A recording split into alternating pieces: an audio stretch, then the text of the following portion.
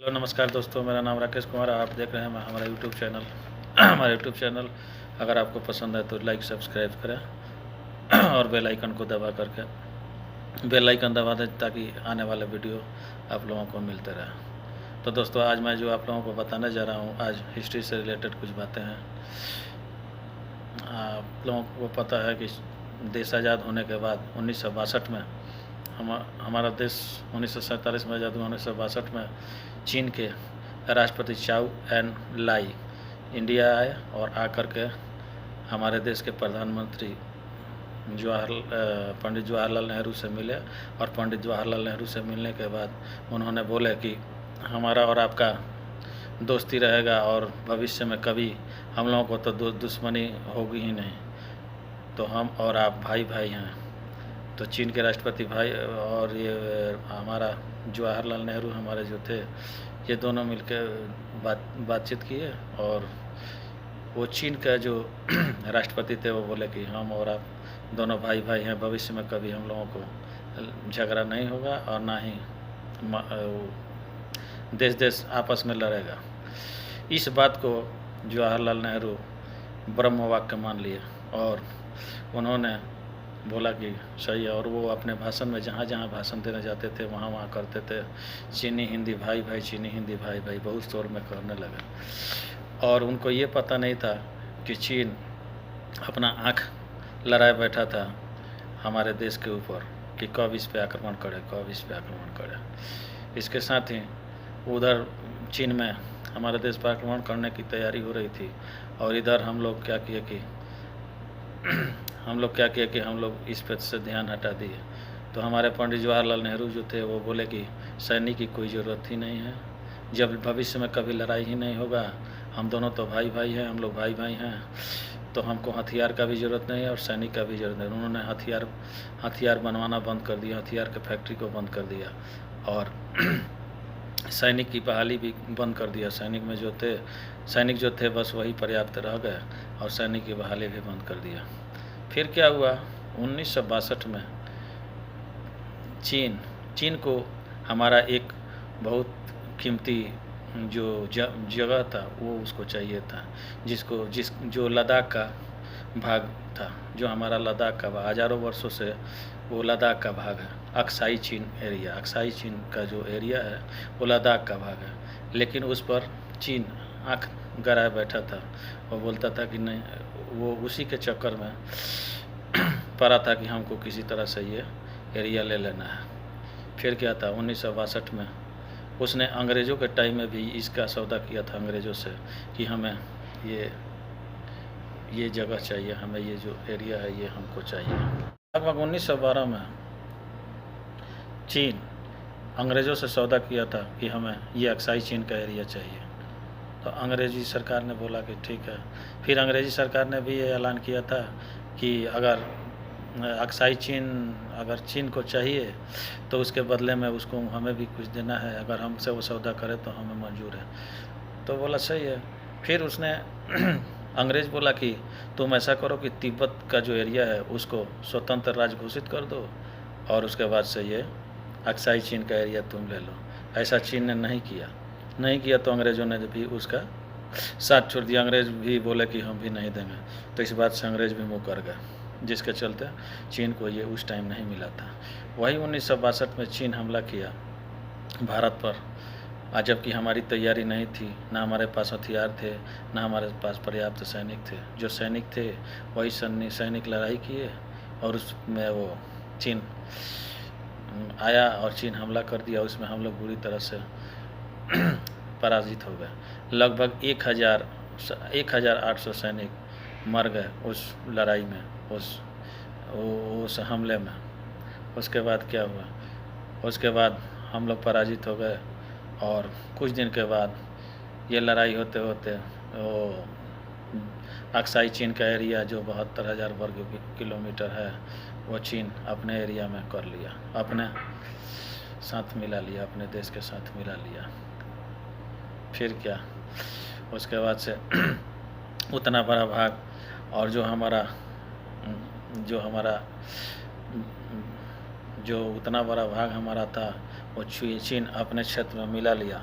और अपने क्षेत्र में मिलाने के बाद उसने क्या किया कि हमारा जो मानसरोवर का क्षेत्र आता है, कैलाश मानसरोवर का जो क्षेत्र है वो अक्साई चीन, वो चीन के अक्साई चीन में आता है और वो चीन अपने कब्जे में कर लिया। लगभग हर साल हजारों लाखों भक्त जाते हैं और वहाँ पे पूजा पाठ करने के लिए उसका जो भी बेनिफिट होता है, जो भी पैसा पाठ होता है, उस हजारों लाखों की संख्या में हमारे देश के बहुत से लोग जाते हैं तीर्थ यात्रा के लिए, जिसके ज्ञान मानसरोवर पर जिसका वीज़ा और जितना सब होता है वो चाइना से लेना पड़ता है, वीज़ा चाइना से लेना पड़ता है। और जितना पैसा इन्वेस्ट होता है, जितना पैसा उधर जाता है, ये सब पैसा चाइना के विकास के काम में आता है, चीन के विकास के काम में आता है। मात्र हमारी थोड़ी सी गलती के कारण हमारे हाथ से इतना बड़ा क्षेत्र और धर्म स्थल हमारा हमसे दूर हो गया।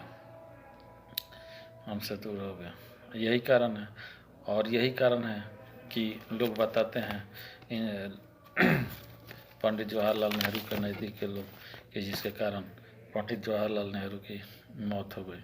27 मई 1964 को पंडित जवाहरलाल नेहरू की मौत हो गई और वो इस देश को छोड़कर हमेशा के लिए हम सबको छोड़ कर चले गए।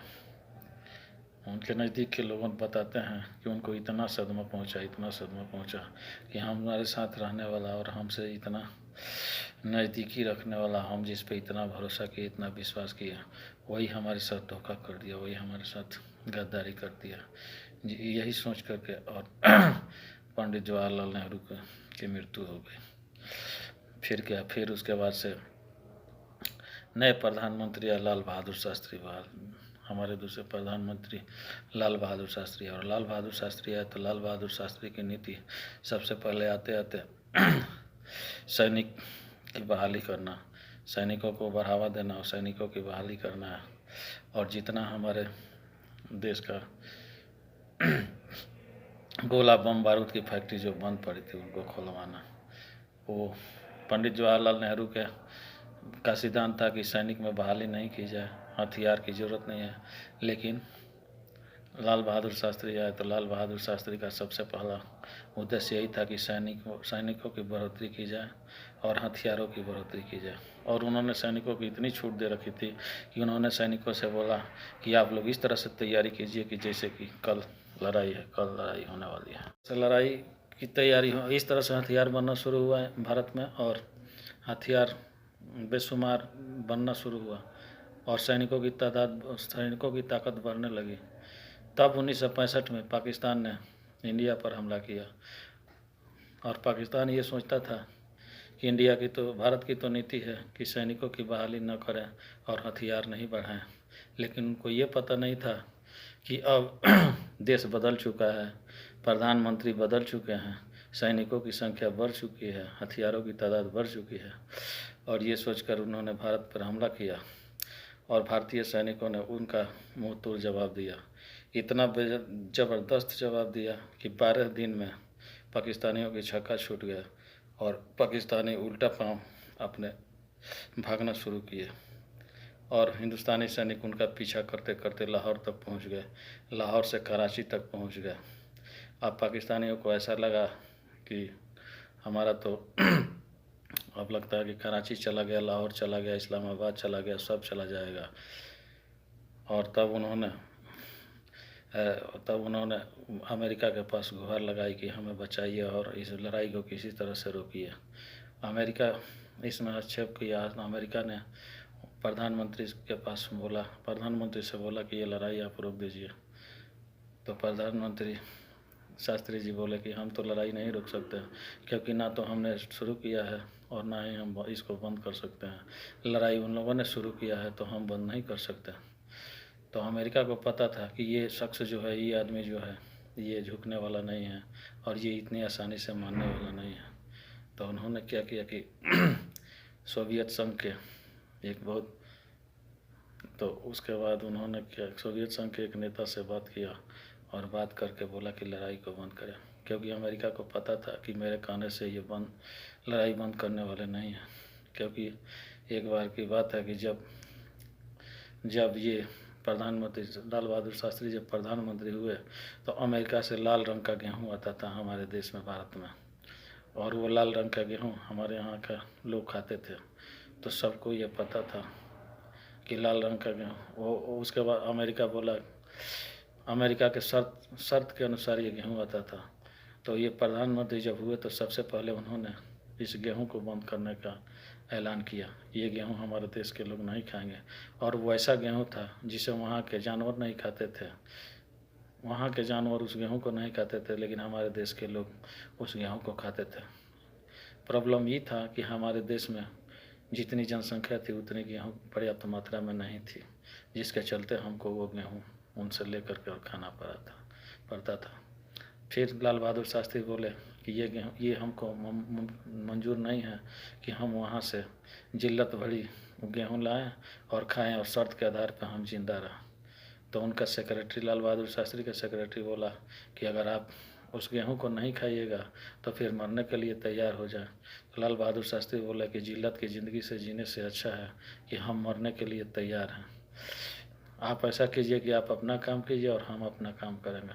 तो उन्होंने क्या किया कि दिल्ली में एक बहुत बड़ी सभा बुलाई और सभा बुला करके उन्होंने जनता से बोला कि ऐसा है कि अमेरिका हमें लाल रंग का गेहूँ दे रहा है और वो गेहूँ हम लोगों को खाना मंजूर नहीं है, क्योंकि वो शर्त के आधार पर देता है और हमें जिल्लत की ज़िंदगी जीनी पड़ती है, इसलिए हमें वो गेहूँ खाने को बोला। और हम ये चाहते हैं कि हम लोग उससे गेहूँ लेना बंद कर दें। लोगों ने बोला ठीक है, हम नहीं लेंगे। तो फिर लाल बहादुर शास्त्री ने बोला तो इसके लिए भूख बर्दाश्त करना पड़ेगा, एक दिन का अनाज सबको त्याग करना पड़ेगा। तो सब ने बोला कि हाँ, सब लोग हाथ उठाए। और फिर उस टाइम से सोमवार के दिन पूरा देश में सोमवार के दिन लोग भूखे रहना शुरू किया और व्रत करना शुरू किया। तो हफ्ता में एक दिन सोमवार के सोमवार सब लोग व्रत करना शुरू किया, जिसके चलते ये हम लोग सक्सेसफुल हुए और अमेरिका से गेहूँ लेना बंद कर दिया। तो अमेरिका को ये पता था कि हमारे कहने से ये लड़ाई बंद नहीं होने वाला है। तो अमेरिका ने सोवियत संघ के जो प्रधानमंत्री थे, जो लाल बहादुर शास्त्री के दोस्त थे, उनसे उन्होंने वो अमेरिका बात किया और बोला कि इस लड़ाई को आप रोक दीजिए किसी तरह से। तो सोवियत संघ उसमें इसमें हस्तक्षेप किया और उसके बाद से ये लड़ाई को रोक दिए और ये लड़ाई तब जाके रुका। उसके बाद क्या हुआ कि फिर शर्त आया कि हाँ, ये लड़ाई तो बंद हो गया। अब इसमें दोनों देशों का इस शर्त के साथ बंद हुआ कि पाकिस्तान आज के बाद हिंदुस्तान पे कभी हमला नहीं करेगा। और पाकिस्तान बोला कि हाँ, हम ये वादा करते हैं कि आज के बाद हम हिंदुस्तान पे हमला नहीं करेंगे। और जितना जीता हुआ जगह है, लाहौर, कराची, ये सब पाकिस्तान को दे दिया जाए। तो इसके लिए उन्होंने एक समझौता किया जिसका नाम था ताशकंद समझौता। इस ताशकंद समझौता के लिए लाल बहादुर शास्त्री वहाँ गए और जाकर ताशकंद गए और वहाँ पे ये सब समझौता किया। और समझौता करने के बाद वहीं पे लाल बहादुर शास्त्री की मौत हो गई। बताया जाता है कि उनके दूध में जहर मिला दिया गया और जिसके चलते लाल बहादुर ने खाया पिया और रात को सोए ही रह गए। और इस तरह से हमारे देश के एक बहुत होनहार प्रधानमंत्री हमको छोड़कर चले गए। यही ताशकंद समझौता है।